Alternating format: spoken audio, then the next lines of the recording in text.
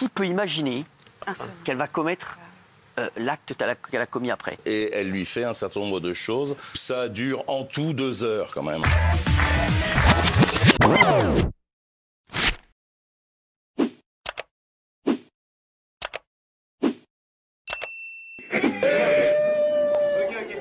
La vie est morte.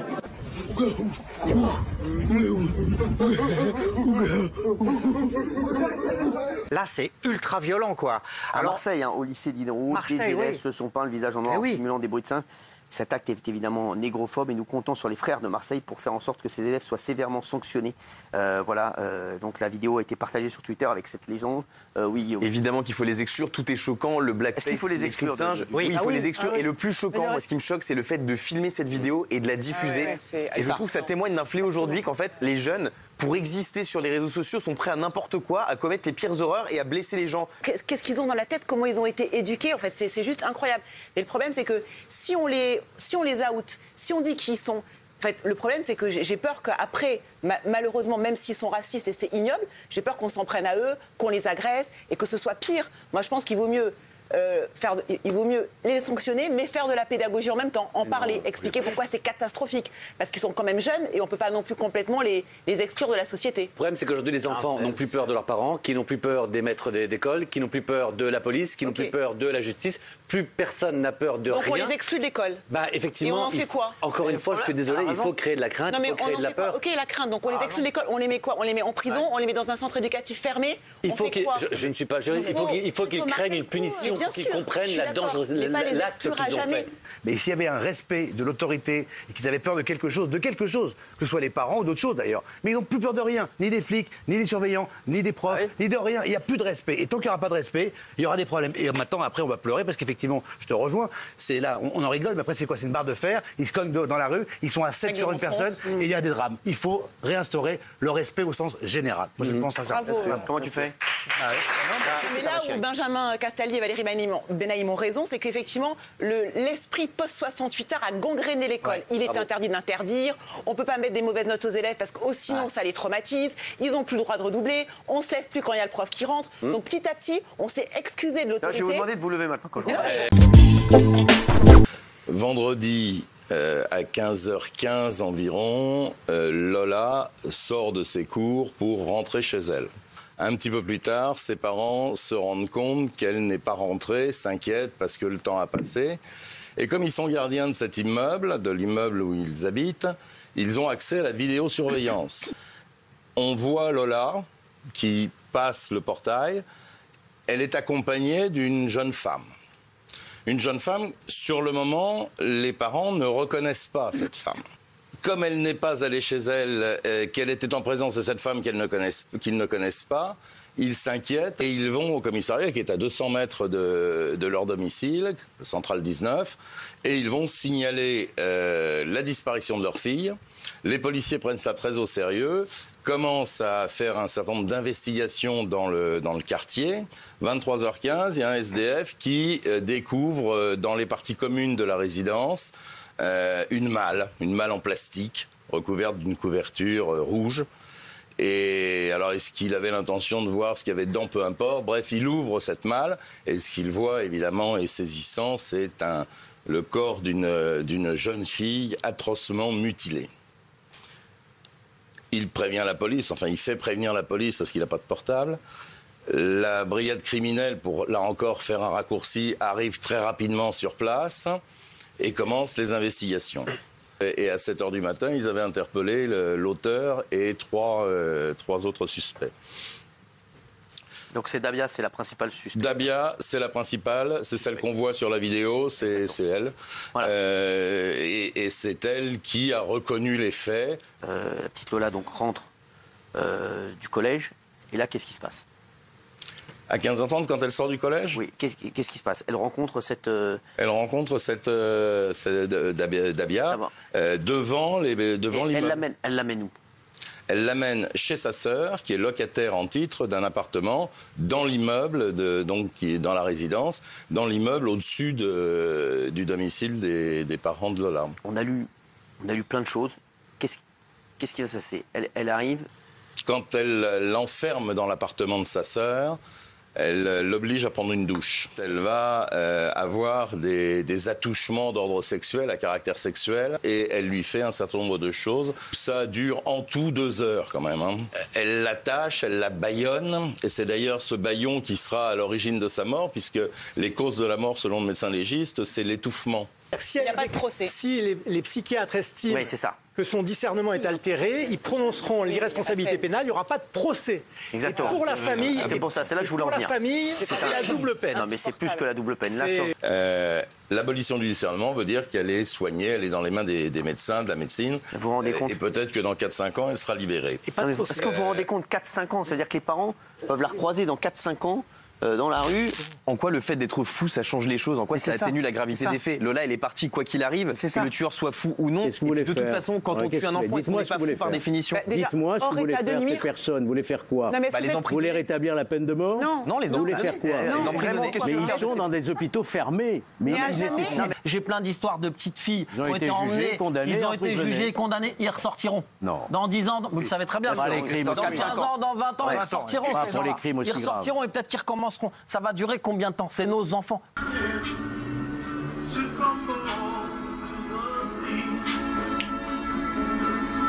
Pourquoi on montre ces images? Pourquoi BFM a montré ces images? C'est juste pour montrer que c'est une personne tout à fait normale, qui met des vidéos que tout le monde poste sur les réseaux. Vous vous rendez compte?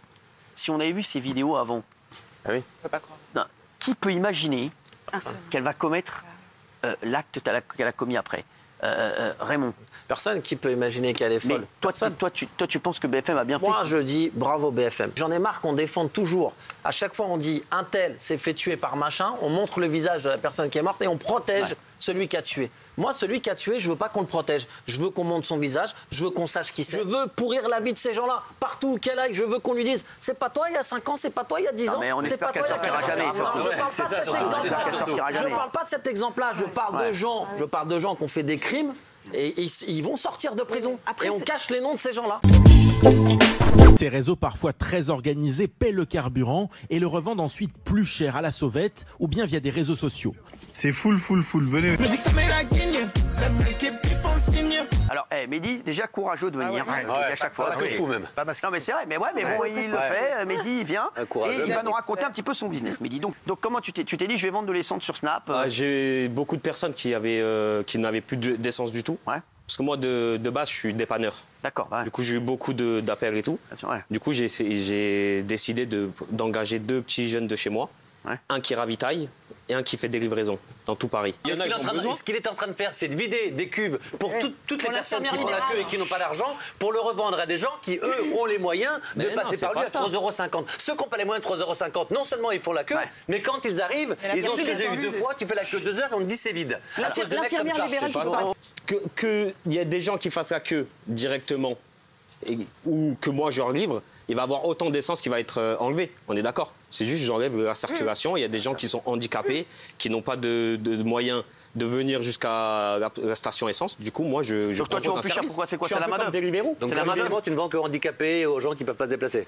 Je vends le service aux gens, bien sûr. Moi, ce qui me gêne, mon cher Mehdi, c'est que c'est complètement illégal. C'est-à-dire que vous êtes hors la loi et je ne comprends pas qu'on vous laisse continuer. Parce que très franchement, vous risquez la prison, vous risquez une forte amende. D'ailleurs, je te le dis, barre-toi vite parce qu'il y a le ministre de l'Intérieur qui arrive. Toi, tu prends ce que tu veux? Je viens avec ma dépanneuse, elle a besoin de 200 litres, avec 30 €, je peux rien faire moi avec ma dépanneuse. Toi t'es derrière et tu peux plus faire le plein parce que t'as un mec qui a pris 200 litres qui va le prendre. Je suis un camion, j'ai un camion. T'as une Smart, j'ai un camion. Où est-ce que vous trouvez autant de carburant? En dehors d'Île-de-France. Mais comment vous avez le droit d'en avoir? Sur l'autoroute. Sur l'autoroute. Mais normalement, on n'a pas le droit de... Mais oui, il y a des limites. Ils ne disent rien du tout. C'est une petite entreprise, ça vous a déjà rapporté combien? Voilà. Je sais pas. Si, vous savez. Non, même par jour. Je sais pas encore. Parce que je fais des dépannages à côté, du coup, je sais pas comment. Ce sera déclaré au fisc. De toute façon, c'est 20 €. Bien sûr, moi je déclare 300 litres par jour. Il a payé l'essence. Ça fait 900 €. Combien? 900 €. 3 fois 3, 9. Exactement. Voilà. Honnêtement, vous n'avez pas peur de la prison? Si vous êtes chopé, vous allez aller en prison, là. Non, franchement. Moi, il m'a fait changer. Alors, Mehdi, tu sais que c'est 6 mois de prison éventuellement. Oui, plus que ça. Non, 6 mois de prison, 3 700 et 3 700 € d'amende. Je ne savais pas. Je te le dis, 6 mois de prison et c'est 3 700 € d'amende. Heureusement, j'ai mis mes baskets pour courir après. Ouais, parce que là, non, mais je te dis, en vrai, peut-être il faut peut-être que tu arrêtes. Une société, tu vas pas courir bien loin. Pardon, est-ce qu'on peut dire un truc quand même? Il a raison. Si tu tabasses une vieille dame, si tu voles un portable, tu prendras moins que si tu as touché à l'argent de l'État. Je vous le dis. Il a raison. Je vous dis, cigarettes, alcool, essence, ne jouez pas avec l'argent. J'ai des potes, ils sont tombés en faisant des conneries avec des cigarettes et de l'alcool. Si tu veux parler de Benjamin Castaldi, Bah là, pour l'instant, oui, je vais continuer. Ah ouais, on lui dit que c'est illégal, à l'antenne, en direct. Bon, rien à foutre. Gros. Bah, je vais continuer. Vive la France. J'ai des personnes qui sont dans le besoin. Moi, il y a... Avant Est-ce que la tu as été pénurie... voir un avocat pour lui demander, voilà, Ah ouais, j'ai un très bon avocat, ouais. Qui était légal et illégal, il t'a dit quoi? Il m'a dit, t'inquiète, je serai là pour ça. S'il a commencé sa phrase par t'inquiète. Merci Alina d'être avec nous. Alors, vous êtes venu témoigner de la torture que vous avez subie de 6 à 9 ans avec votre petite sœur qui elle n'avait que 2 ans de moins que vous.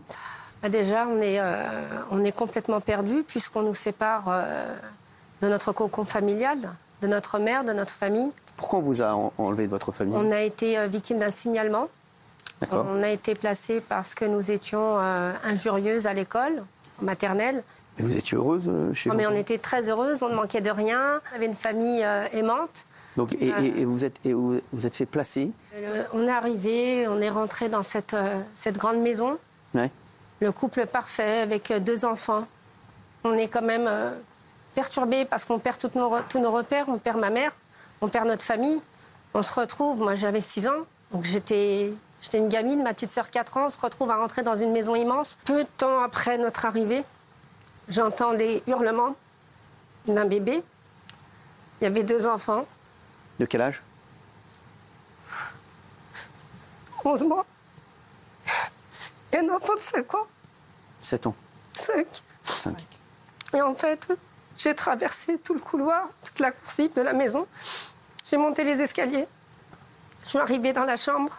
Et elle était en train d'enfoncer un bâton dans les fesses du bébé.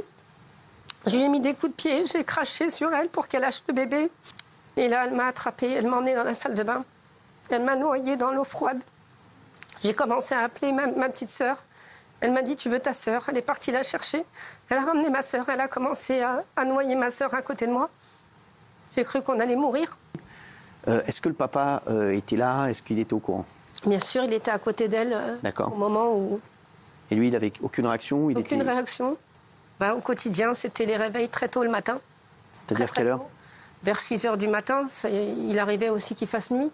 Donc le matin, on emmenait ma sœur dans les toilettes pour l'étouffer avec un entonnoir. Elle mettait de la nourriture dans l'entonnoir. Donc moi, j'attendais derrière la porte que ça se termine. Donc ma sœur, elle hurlait la mort.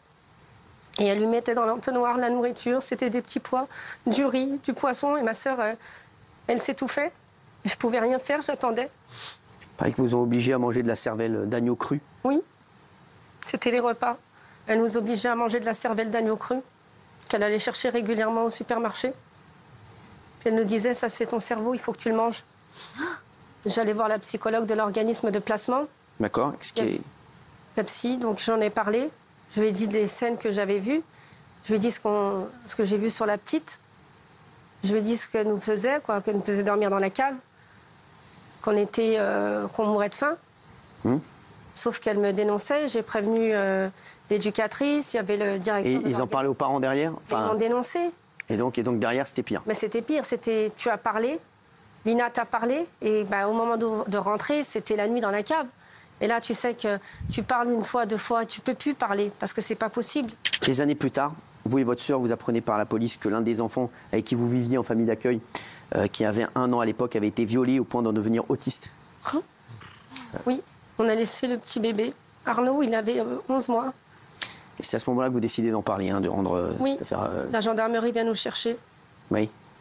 Donc là, il nous demande comment ça s'est passé là-bas, et puis il nous parle rapidement d'Arnaud en nous disant qu'il n'est pas bien. Et c'est à ce moment-là, moi, que je me suis effondrée. Ma sœur, elle était dans une autre pièce avec d'autres gendarmes. Et là, je répète, en fait, tout ce qui s'est passé pour nous tous. Et vous avez des séquelles, bien sûr, à vie. Quelles sont ces séquelles? On est claustro, on a du mal à dormir correctement la nuit, on a peur du noir, on est obligé de dormir avec la télé ou une lumière. Il est impossible pour vous de manger autre chose que des liquides. Alors ma petite sœur, ma sœur, elle ne peut toujours pas manger. Elle est obligée de s'alimenter que de liquide. Donc peut-être qu'elle ne remangera plus jamais normalement. Moi, j'arrive à manger des trucs tout bêtes, quoi. Ça peut paraître bête, mais j'arrive à manger des coquillettes. J'arrive à manger du blanc de poulet. Et eux, ils vivent une vie normale. Ils vivent très bien. Leurs enfants vivent une vie normale, leurs petits-enfants, c'est pareil. Vous n'avez pas essayé d'aller voir leurs enfants? Non. Non. Ils nous ont jamais porté secours. Ils nous voyaient nous faire massacrer, nous faire enfermer dans la cave. Jamais ils nous ont proposé de nous donner ne serait-ce qu'un petit truc à manger. On ramassait les miettes dans la voiture pour pouvoir manger des miettes de gâteau. Allez, descendez. Descendez.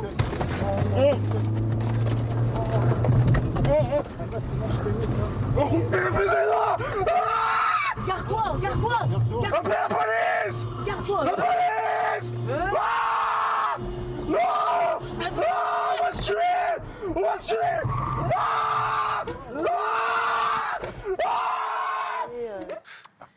Alors, Anthony est avec nous. Merci d'être avec nous. Anthony, chauffeur VTC. C'était la première fois que ça vous arrivait? Première fois en 5 ans, ouais. Ça fait 5 ans que vous êtes VTC, vous n'aviez jamais eu de problème avant? Jamais de soucis, tout se passait bien jusqu'à jeudi dernier. Deuxième course de la journée, et puis elle a voulu Alors, au départ, qu'est-ce qui se passe? Donc vous allez les chercher? Donc j'arrive, elle me dit qu'elle a qu'un billet de 100, c'est une course à peu près 50 €. D'accord. Que je lui donne 50 € et qu'ensuite elle me ramène la monnaie. J'ai refusé. D'accord, oui, donc c'est oui, donnez-moi 50 €, je vous ramène 100 tout de suite. C'est ça, ouais. Donc je l'ai. D'accord, mais bon, donc en fait, ouais, d'accord. Ça a démarré comme ça. Donc elle vous dit, c'est comme ça, ouais. Donc après, il monte quand même dans la voiture, elle était avec eux. Non, elle me dit, je vais chercher l'argent, je reviens, elle était toute seule à la base, donc elle revient avec le monsieur. Ouais. Et au final, ils veulent pas payer, je demande de payer comme c'était une course en espèces. Mais parce que là, on vous voit rouler. Oui, c'est au moment où je ralentis, parce qu'ils voulaient pas payer, donc j'ai dit, on va en rester là. Ah oui, j'ai eu peur pour ma vie, donc mon premier réflexe, j'ai vu des gens dans la rue, d'ouvrir le carreau et hurler. Ça, vous avez hurlé? Oui, vous avez dit c'est la meilleure chose à faire? J'ai hurlé, je pense que ça m'a... Je pense que ça m'a bien sauvé quand même. Ouais. Derrière, vous avez porté plainte? Oui, tout de suite, j'ai porté plainte et... Les individus ont été retrouvés? C'est en cours. Aujourd'hui, quand vous avez repris les courses? Non, je compte pas reprendre tout de suite. Pour l'instant, je me sens pas prêt de... Vraiment, là, pour l'instant, vous êtes J'essaye de passer à autre chose, mais je me sens pas prêt dans l'immédiat à reprendre le boulot. Vous avez été très choqué par ce qui s'est passé? Franchement, je suis traumatisé. Vraiment? Oui. Apparemment, c'est pas la première fois qu'ils font ça? Je confirme. C'est ça? Vous étiez au courant? Oui, en fait, nous, on a su, il y a des personnes qui se sont déclarées aussi, donc c'était le même couple, avec des fois différentes personnes, et la plateforme Bolt n'a jamais pris l'initiative de les déconnecter. Donc du coup, là, il y a des enquêtes en cours, je ne peux pas trop parler, mais voilà, on verra ce qui va se passer. Apparemment, c'est pas la première fois qu'ils font ça. Non. Et quand on voit ça, on se dit qu'il y a peut-être tout le système des VTC à revoir, parce qu'il y a de plus en plus d'agressions de chauffeurs, de plus en plus d'agressions de passagers. Je crois qu'il y a de moins en moins de chauffeurs, parce que les conditions de travail se dégradent malheureusement. Les gens ne veulent rien payer, ni les chauffeurs, ni les courses, donc ça crée des tensions. Et est-ce que c'est pas tout le modèle des VTC qu'il faut revoir selon vous? Moi, je vais vous répondre, ça fait des années que justement je défends ce secteur. On a essayé de faire taire ma voix clairement, où je vais répondre à votre question, on n'a pas eu le temps une fois quand j'étais venu. On paye une TVA sur les 25% de la commission Uber. Est-ce que c'est normal qu'aujourd'hui, on doit payer à la place d'Uber? Est-ce que c'est normal qu'aujourd'hui, on nous impose une tarification? On nous dit c'est comme ça, vous voulez pas, on vous déconnecte du jour au lendemain. On nous dit que ça crée de l'emploi. Non, ça crée du chômage. Parce que je peux vous dire qu'il y a des personnes qui ont exercé 2-3 mois et qui se sont déconnectées à tort. Et le pire dans cette histoire-là, c'est qu'il n'y a rien qui va. On est dans une société où on nous surveille, parce que dans la plateforme, ce qu'on a découvert, c'est effrayant. C'est que on nous filme à notre insu, on les écoute à notre insu, nos données personnelles partent ailleurs. Il y a tout à revoir. Est-ce que dans ces cas-là, quand vous êtes victime d'une agression, la plateforme pour laquelle vous travaillez vous indemnise? Bonne question, c'est la première fois que ça m'arrive. J'attends toujours un retour de leur part à ce sujet-là. Je peux répondre non. Oui, allez-y, répondez. Non, parce que dans les conditions d'utilisation générale, c'est une plateforme d'intermédiation. C'est pas une plateforme qui emploie des salariés, des indépendants, donc c'est non, catégorique, voilà. Au niveau de la dashcam, alors comment ça se passe? Parce que vous aviez donc cette caméra, c'est pour ça qu'on a pu voir cette vidéo tournée sur les réseaux. Vous l'achetez, elle coûte combien? Il y a plusieurs modèles. La mienne coûte un petit 200 €. D'accord. Et à la base, je l'achète pour me mettre en sécurité avec ce qu'on voit aujourd'hui. Et aussi pour les accidents de la route, pour me protéger si quelqu'un recule, me rentre dedans. Dans les deux cas, côté client et côté accident routier. Et je regrette pas d'avoir investi. Et sans les vidéos, je pense pas que je serais là aujourd'hui. C'est ça.